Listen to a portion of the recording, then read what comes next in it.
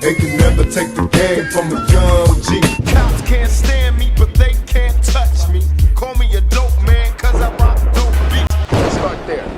Hate the police. Severely hated these people. There was one time he was on the front. He was parked down there on the front. I was in my Cadillac, right? I'm sitting there looking out. I'm in the backseat of the car looking at him do this show. It's like he on stage making a motherfucking movie or something on the front. It's like 4 or 5 police surrounding him. He's like, you going off. I'm a star. Motherfucker, fuck you. Motherfucker, I'm a star. What you gonna do, punk? Now what? You know what I'm saying? Niggas used to try to tell him, calm down, man. You know what I'm saying? Because a lot of people down there was, you know, doing wrong. You know what I'm saying? Selling weed, doing everything, bang, bang, bang, whatever they're doing. We don't want the police over here. No. These people. He said, fuck them. Fuck you, fuck them.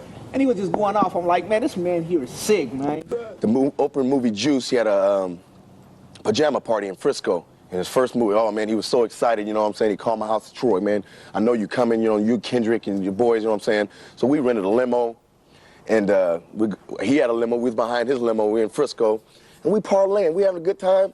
And after the thing was over, they had an after party in Oakland. So he said, yeah, man, y'all limo follow our limo.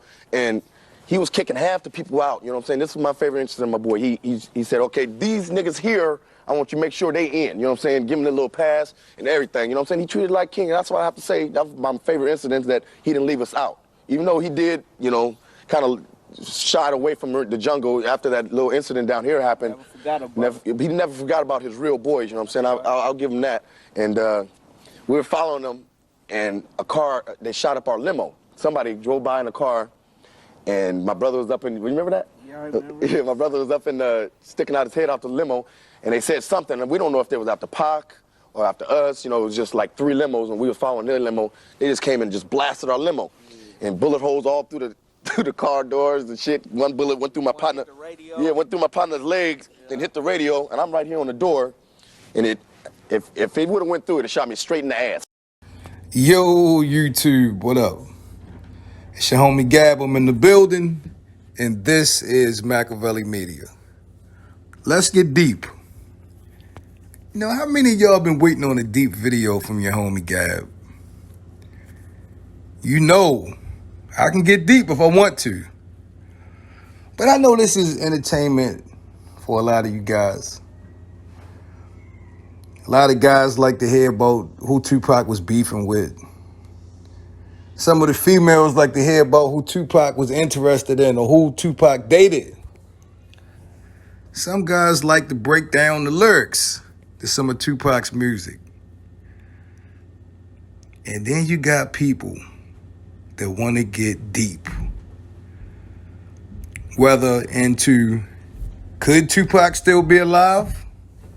Oh yeah, you like those videos. And you also like videos on who exactly killed Tupac Shakur. Yeah, you do. You like those videos because you want the truth. And it's important to you to find out what happened to Tupac, or for you to be open-minded and explore the different ideas of what could have happened to brother Tupac Shakur. Let's get deep, man. Let's go. Let's dive straight in, head first. You know, at the age of 17 or 18 years old, Tupac was named the head of the Oakland Division, New African Panthers. He was the youngest leader named to the New African Panther Party in the history of their existence. 17 or 18 years old. In Oakland. And that was really impressive. And I'm sure a lot of people knew who Tupac was from that point on. Now, it's important for you to remember these dates. In 1991, Tupac Shakur had a pajama party in San Francisco. Now, some people say it was a Juice movie release party. And some people say, and according to this flyer here, it was a Tupacalypse Now album release party. But keep in mind, Tupacalypse Now came out November 1991. And the Juice movie came out January 1992. But this pajama party in San Francisco took place in December 1991. So right in between both of those releases, this party happened. So if somebody was to say that this was a celebratory moment for both events, they're probably right. So according to the Thug Immortal DVD, you had some of Tupac's homeboys from Marin City on the DVD giving an eyewitness account of Tupac having problems with the OPD. Oh yeah. Tupac was having problems with the OPD. Before superstardom, they knew who Tupac was. And according to John Potash, if I said your name, John, sorry about that, he's the author of the FBI's War on Tupac Shakur. A hell of a book. I'm going to have John on this weekend. So according to John, there were several assassination attempts on Tupac's life, and they start in 1991. Oh yeah, like I said, just 2 years earlier to Tupac getting his record contract, he was named the head of the new African Panther Party. He gets a record contract, he does a motion picture, and now you got attempted assassinations on Tupac's life. So back to the Thug Immortal DVD. The guy Troy and I think his other partner was Brewster. They talk about going to this, this movie release party. That Tupac had a pajama party out in San Francisco and it was live. And then they had an after party back in Oakland and they rented limos and they had a good time. And on the way from there, somebody shot of Tupac's caravan of vehicles. Now, Troy said it was 2 to 3 limos following Tupac's. And he said a guy was hollering something at their limo and opened fire. And they couldn't figure out, was he trying to shoot them or was he trying to shoot Pac? Now, before the pajama party got shot up, before Tupac's entourage got shot up after the pajama party, Tupac was attacked by 4 OPD officers. Think about that for a minute. In the same calendar year, one of the vehicles riding in his entourage mysteriously gets shot up.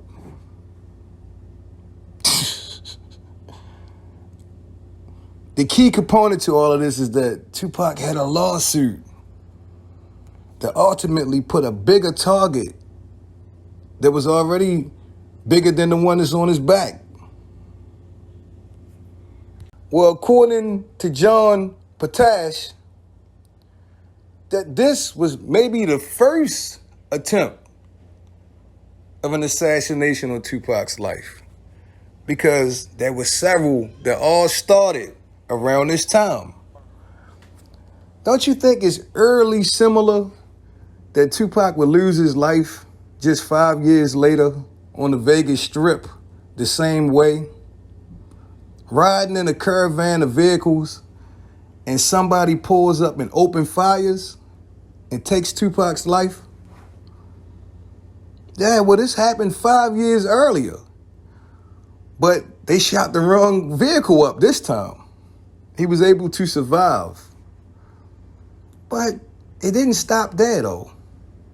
Because, once again, according to John, there were several more attempted assassinations on Tupac. And Tupac knew who those shots were for that night at his after party.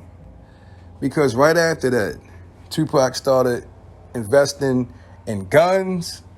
He started going to the range, and he started to become paranoid. If they didn't mean to kill him, they definitely was warning shots. My question to you today is, who do you think would want to kill Tupac? And for what reason? This early in his career. Yes, it was no secret who his family was, their militant ties, and what Tupac represented as far as a threat to a systematically racist society. Oh yeah. And let's just say the OPD made Tupac's stay in the Bay very uncomfortable. He had a problem at the Marin Fair. Oh yeah. John went through documents, and he can damn near prove to you that was orchestrated from different agencies. Yeah, after the pajama party, shit got a little scary for Pac. It got to the point where Tupac couldn't stay in Oakland no more. It just wasn't safe. And it ain't for the reasons you think it was. Man, I can't wait to do this interview. We're gonna break down the whole East Coast versus West Coast hip-hop feud. Oh yeah, that was orchestrated as well. See, the beautiful thing about history is it gives you something to compare the present to. And let's just say the things that happened to Tupac look very familiar to what happened to other black leaders, especially in the Black Panther Party. Don't forget to sub to the channel. This is Makaveli Media. Turn on them post notifications so you be the first ones to get that alert when I drop that shit. It's been a pleasure as always. Please share and like this video. Leave your thoughts in the comment section and tell me who you think tried to kill Tupac after that pajama party in San Francisco. Anyway, I'm your homie Gab. I'm signing off. I'm about to hit y'all with the